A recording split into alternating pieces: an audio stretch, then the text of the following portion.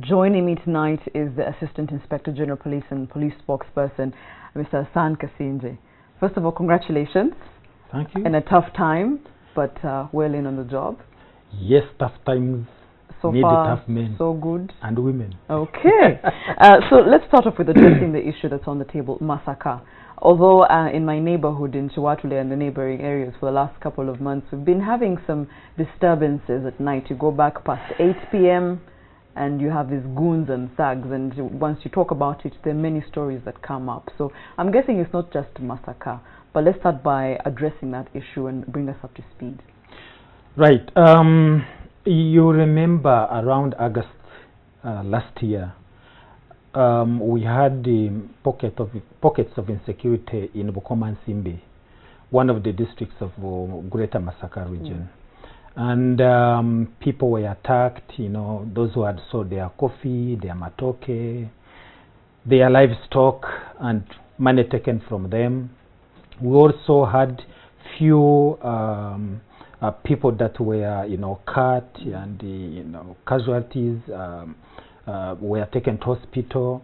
And as a result of that, there was coordinated action of the police. Yes. The new regional police commander, that Abdulatif Zake, that had been taken to that area, he went and camped in the area, and through community policing programs, they were able to contain the crime, which had gone a little bit down. As a result of that, we saw some of the wrong elements now going to other 3 districts in Greater Masaka region. That is Ruengo and Masaka district itself. And still doing what they were doing in Bukoma and Simbi.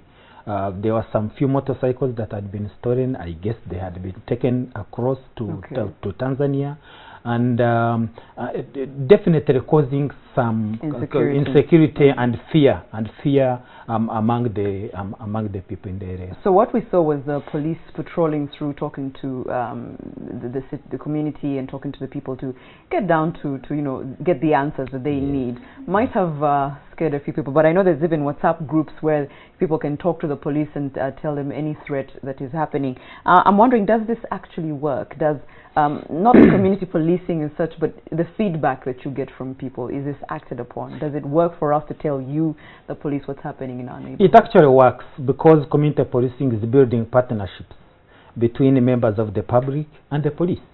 You should be able, as a police, to first of all, to know the people you police, to understand them, and then they understand you, to create some, you know, a relationship, a mutual relationship between you and members of the public.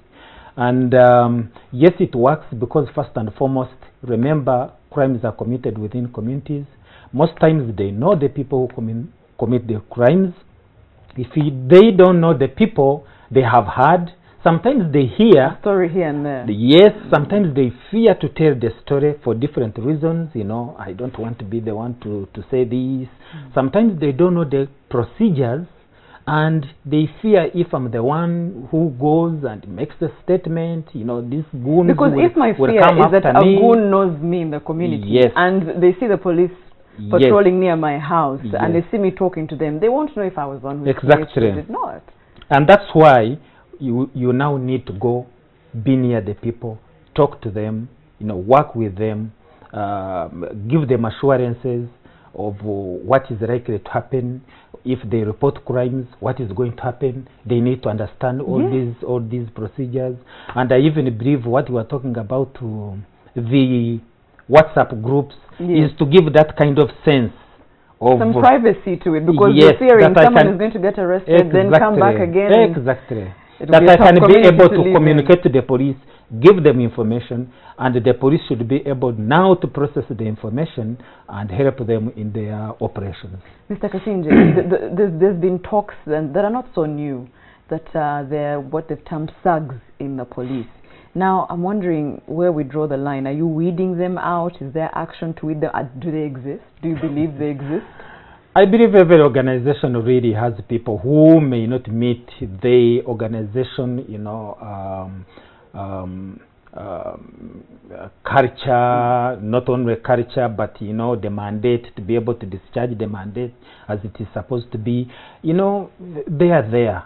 By and large, we are not that. You know, thugs in the police. Sometimes words are used, mafia and that kind of thing. No. However, as we stated on Monday, I think it was on Monday, that yes, there are people who, they are officers, who do not discharge their duties as they are supposed to do. Okay? And if they do that, they fall below our expectations. They fall below the expectations of what they are supposed to do to serve members of the public. Their constitutional mandate requires them to do 1, 2, 3, 4 things. And if they don't, then they are either taken to courts of law if they have committed crimes, or they will be taken to our courts and charged accordingly. We have different levels of disciplinary measures which are given to them, ranging from dismissal, outright dismissal, to maybe warning. So yeah, they are there. They could be. They are not many. However, as any other organization, yes, we do something. There are steps to actually weed them out.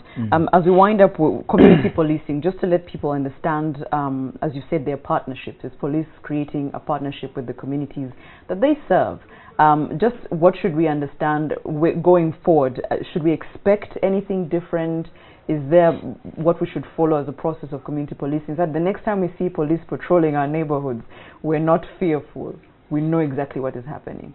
Yes, definitely. This is, should I say, it's like an ideology of doing certain things. The most important thing is to cultivate a relationship. The communities must know the people, the police that serve them. Yes. The police must know the communities that they serve. The parameters are that you should be able to have meetings, you know, sit with them. You should be able to, even if it means to go from house to house, you know. We saw a few pictures. Yes. How did you, you know, sleep here? How are the issues? Are you people okay? To even a greater extent, to be able to have them, to make them have an input on how they want to be served. Quite often than not, we do think that we understand what the communities want, how they should be served. They should be served. But the communities, in most cases, they also know how they should be served.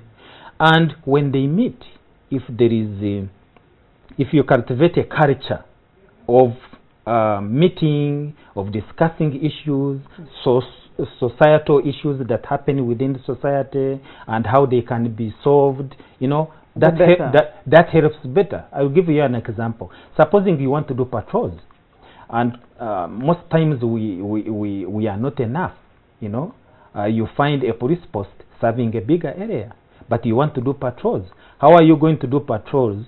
Who are you going to patrol with? Probably the communities want to say so and so and so. Is trusted in the community. Is trusted, can be able to patrol with you. Those are the kind of things that you must be able to cultivate. You know, you wouldn't want to be given somebody who is again going to be a problem to you, but you need to understand each other. Yes. Thank you so much. That's on the culture of community policing, which is now, as you said, an ideology that we should all follow. Thank you so much, Mr. Asan Kasingye. Thank you so much. AIGP and police spokesperson. That's it for Newsnight.